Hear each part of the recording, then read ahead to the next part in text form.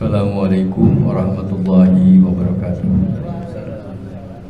Subhanaka la ilma lana illa ma 'allamtana innaka antal alimul hakim. Asyhadu an la ilaha illallah wahdahu la syarika lah wa asyhadu anna Muhammadan abduhu wa rasuluhu allazi la nabiyya ba'da. Allahumma shalli ala Muhammad wa ala ali Muhammad kama shallaita ala Ibrahim wa ala ali Ibrahim fil alamin innaka Hamidum Majid. Amma ba'd. Hadirin udah Allah, jamaah salat tarawih rahimakumullah. Alhamdulillah, sebagaimana tadi diinformasikan, kita sudah 21 hari ya puasa Ramadan kita, yang mulainya hari Selasa, yang hari Senin mungkin sudah 20 hari. Dan sekarang malam 22 atau malam genap.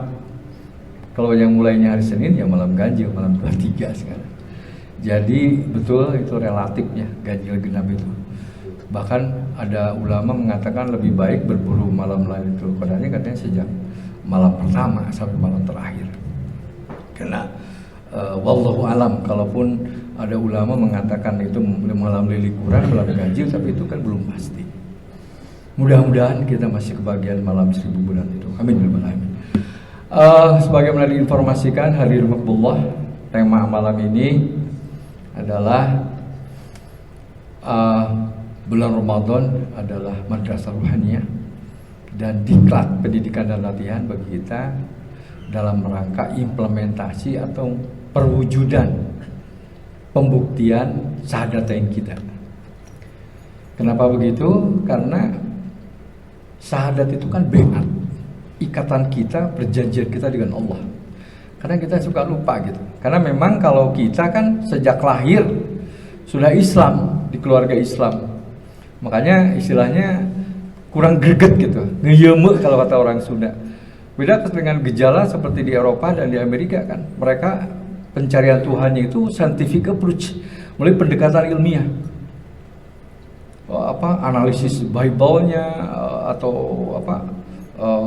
perjanjian lama dan sebagainya, kemudian dibandingkan, disandingkan dengan Al-Quran terus, dan akhirnya mereka menemukan kebenaran dan Allah memberikan hidayah. Itu sekarang sedang menggejala di Eropa dan di Amerika. Bahkan konon katanya di London itu sekarang sudah hampir mayoritas, bahkan beberapa pejabat pentingnya juga beragama Islam. Alhamdulillah itu. Justru ironi di kita di Indonesia yang konon katanya secara demografi mayoritas berpenduduk Muslim, tetapi kan kita merasakan umat Islam masih termarginalkan, kita kurang punya greget, kurang punya powerful gitu.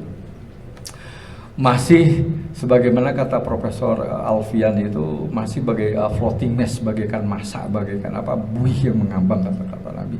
Jadi memang disetting masa mengambang agar mudah diutak-atik. Nah, ini barangkali berkaitan dengan tentang syahadat kita.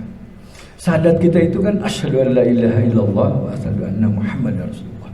Asyhadu an la ilaha illallah, kita bersaksi tidak ada ilah kecuali Allah. Bil makna la ma'buda illallah, tidak ada yang kita sembah, tidak ada yang kita sujudi, tidak ada yang kita menjadi hamba kecuali berhamba hanya kepada Allah. Karena setinggi-tingginya jadi hamba adalah jadi hamba Allah. Kemudian la maksuda ilallah, tidak ada tujuan kecuali Allah. Jadi apapun yang kita lakukan, kalau kata orang Sunda mah tisuk-suk tidunglung, sirah jadi suku, suku jadi sirah, itu dalam rangka menggapai dan mencapai Allah. Karena memang tujuannya Allah. Kemudian yang lainnya la hukma illa hukmallah. Tidak ada hukum yang berlaku pada diri kita, pada keluarga kita, bahkan pada seluruh jagat raya ini, kecuali hukum Allah. Tidak ada.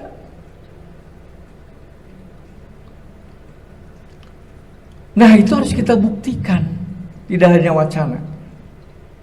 Nah, pembuktiannya seperti apa?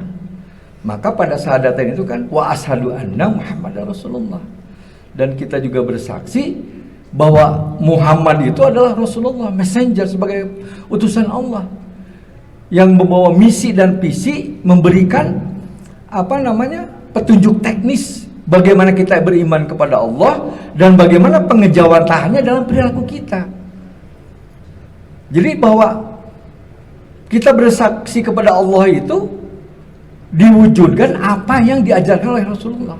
Makanya karena itu konsekuensinya kita kena hadis thalabul ilmi fardhatun ala kulli muslimin wal muslimat minal mahdi ilal lahdi. Bahwa kita harus terus-menerus belajar. Tidak ada klaim saya mah udah tua, saya mah udah profesor. Saya mah udah bau tanah, tidak ada. Sedang pada hadis itu bahwa belajar itu, thalabul ilmi itu bersifat individual, tidak membedakan gender, laki perempuan sama saja. Dari kapan? Dari mulai buayan, dari bayi hingga masuk liang lahat. Artinya selama hayat masih di kandung badan. Makanya bahwa pembuktian syahadat itu harus optimal. Sebagaimana diperintahkan misalnya dalam surat Ali Imran, penggalan ayatnya, ya ayyuhalladzina amanu udkhulu fi silmi kafah. Hei orang-orang yang beriman, masuklah ke dalam Islam itu secara total, secara kafah. Sesuai dengan pada saat ini pengetahuan kita tentang agama itu, tentang Islam itu seperti apa. Dan itu kita lakukan. Dan bahwa pengetahuan kita itu tidak bersifat stagnan kan, terus harus maju terus, harus meningkat terus. Karena perintah ta'alimnya juga sepanjang hidup kita. Hadirin Allah rahimakumullah. Bahkan andai kata kita tidak bisa mewujudkan perjanjian kita dengan Allah, beat kita tadi itu jangan mengira bahwa syahadat kita bisa gugur. Bisa gugur. Kalau kita tidak konsisten dengan konsekuen, itu kan ada sumpah kita, janji kita dengan Allah. Kalau di Indonesia banyak pejabat penyalahi janji, sumpahnya kemana, janjinya kemana, kemudian pelaksananya kemana, abuse of power, penyalahgunaan kekuasaan, itu karena tidak konsekuen. Konsisten dan konsekuen di jalan Allah itulah yang disebut istiqomah. Misalnya bagaimana Allah menyindir kita, mengingatkan kita dalam surat As-Saff misalnya. Ayat kedua sampai ayat kedua dan ketiga paling tidak. Sebab ayat pertamanya menunjukkan kegagahannya. Kata Allah, a'udzubillahi samil alim minasyaitonir rajim. Subhanallahi ma fis samawati wa ma fil ardh wa huwal azizul hakim. Seluruh yang ada di langit dan di bumi itu bertasbih. Beberapa ulama mengatakan, mufasir, memang bertasbih bahwa seluruh jagat raya ini. Hanya kita tidak mengerti bahasanya. Karena itu bagian dari ayat kauniyah. Maka ya bertasbihnya tuh bagaimana misalnya planet bumi berotasi, kemudian berevolusi, bulan juga sama, sehingga terjadi siang dan malam bersama-sama mengitari matahari sebagai pusat galaksi. Itu bertasbih secara kauniyah. Tapi secara kauliyahnya ada, hanya kita tidak memahami bahwa mereka itu terus-menerus taat dan patuh kepada Allah. Wahwal azizul hakim, kata Allah. Dan dialah yang maha gagah dan bijaksana. Jangan ngaku-ngaku manusia merasa gagah dan merasa bijaksana, padahal masih jauh panggang dari apinya. Kalau dalam pemerintahan politik sekarang itu kebijaksanaan, padahal jauh dari kata bijaksana. Subhanallah. Pada ayat yang keduanya diingatkan, ya ayyuhalladzina amanu lima taquluna ma la taf'alun, kata Allah. Hai orang-orang yang beriman, mengapa kamu mengatakan tapi tidak melakukannya? Meleset gitu, apa yang dikatakan A, yang dilakukan malah Z. Nggak sinkron. Dan pada ayat ketiganya ditegaskan lagi, kabura maqtan indallahi an taquluna ma la taf'alun, kata Allah. Sungguh amat besar murka Allah pada orang-orang yang mengatakan A tapi melakukannya Z. Nggak sinkron, nggak nyambung, nggak relevan. Bahkan menyalahi janji. Itu amat murka pada Allah.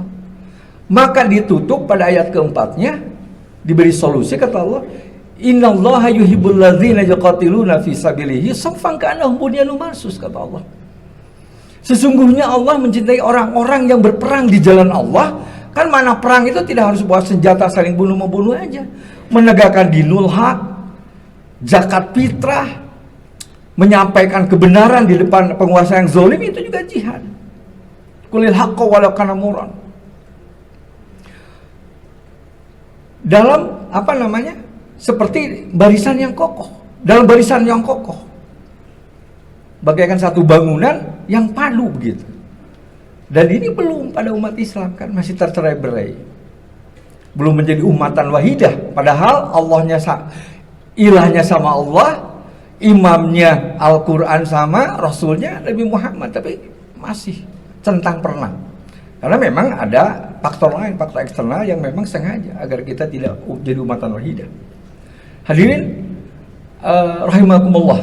Misalnya dalam sholat kita juga diingatkan, inna sholati wa nusuki wa mahyaya wa mamati lillahi rabbil alamin. Sesungguhnya inna sholati, sesungguhnya sholatku, wa nusuki, ibadahku, wa mahyaya, hidupku, wa mamati, dan matiku lillahi rabbil alamin, hanya untukmu ya Rabb. Buktinya mana? Nah, ini harus diwujudkan dalam perilaku kita, sehingga syahadatain itu membentuk mindset cara berpikir kita, niat kita, paradigma berpikir kita, lisan kita dalam bagaimana kita berkomunikasi. Qalu qaulan sadida wa qalu qaulan baligha. Yang disampaikan itu kebenaran dari Allah. Jangan berbohong. Lurus, konsisten dan konsekuen apapun risikonya. Bahkan dalam sholat kita juga bisa diingatkan dalam surat yang lain, inna sholata tanha 'anil fahsya'i wal munkar. Sesungguhnya sholat itu dapat mencegah perbuatan keji dan munkar. Sekarang kita lihat, jangan di planet bumi, di Indonesia aja. Apakah umat Islam yang mayoritas tadi sudah relevan, sudah tercermin dalam faktanya gitu di lapangan, bahwa kemaksiatan itu sudah tercegah? Kalau belum, berarti sholat kita baru ritual saja, belum tegak. Karena perintah sholat itu, tegak itu bukan harus berdiri. Kalau tidak mampu boleh duduk, kalau tidak mampu boleh berbaring. Kalau berbaring juga tidak bisa, ya mungkin disolatkan. Jadi artinya bahwa tegaknya sholat itu tadi, sholat itu mewarnai mindset kita, lisan kita, dan perilaku kita. Sehingga sesuai dengan sholat kita, diawali dengan takbiratul ihram, hanya Allah saja yang akbar, yang lain kecil saja, jabatan, harta, tahta, dan sebagainya.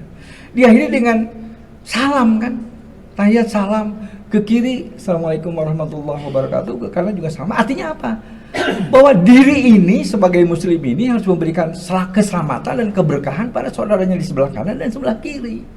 Baru itu tegak. Dan dalam makna yang lain, sedekat-dekat yang kita dengan Allah itu manakala kita sujud, itu paling dekat dengan Allah. Kenapa? Karena pusat kesombongan kita ada di kepala. Adiguna kita karena jabatan, karena kekuasaan, karena uang, karena kepintaran dan sebagainya. Maka oleh Allah tundukkan serendah-rendahnya. Maka kalau merendahkan diri serendahnya di hadapan Allah, maka Allah tinggikan derajatnya setinggi-tingginya. Begitupun kalau kita menghamba kepada selain Allah, maka Allah turunkan serendah derajatnya, balhum Allah, bahkan lebih rendah dari binatang melata, kata Allah. Jadi sekali lagi, bagaimana bulan Ramadan yang hebat ini, yang mudah-mudahan tahun depan juga kita masih dipertemukan, dijadikan sebagai madrasah, sebagai sekolah ruhaniah kita. Karena selama ini kan kita stres dan sebagainya, siul dan sebagainya, hariwang itu kena bersifat jasmani, materi gitu, bersifat harta, tahta, dan sebagainya. Jarang khawatir kita Allah tidak ridho, kadang jarang. Justru sekarang waktunya ruhani kita diberi pencerahan, sehingga itu betul-betul menjadi nurani. Rohani kita tercerahkan oleh cahaya Allah. Sebab begitu kita terlalu mencintai dunia dan segala pernak-perniknya, yang sementara ini kita jadi zulmani, masuk dalam kegelapan. Hanya fisik aja gitu yang jadi udagan. Bahkan kalau ingin jabatan, menghalalkan segala cara, cipu-cipu dengan kecurangan dan sebagainya demi jabatan itu. Kan itu sudah lupa diri, sudah tersesat gitu di jalan yang terang. Dan itu boleh jadi orang yang seperti itu yang mengaku Islam, syahadatnya sudah gugur ketika tujuannya sudah bukan Allah lagi, ketika penghambaannya bukan Allah lagi. Puncaknya adalah la ilaha illallah, tidak ada ilah kecuali Allah. Barangkali itu yang bisa saya sampaikan, yang keliru murni kebodohan saya, yang benar dari Allah dan Rasulnya. Mudah-mudahan mulai malam ini kita terpicu dan terpacu untuk terus-menerus belajar ta'alim, sehingga ibadah ritual kita itu tercermin dari ibadah sosial kita, sehingga kesolehan individual tercermin wujud menjadi kesolehan sosial dan komunal, sehingga betul bahwa Islam itu sebagai agama rahmatan lil alamin. Amin ya rabbal alamin. Itu saja yang saya sampaikan. Sekali lagi, yang keliru dari kebodohan saya, yang benar dari Allah dan Rasulnya. Billahi bisabil haq. Assalamualaikum warahmatullahi wabarakatuh.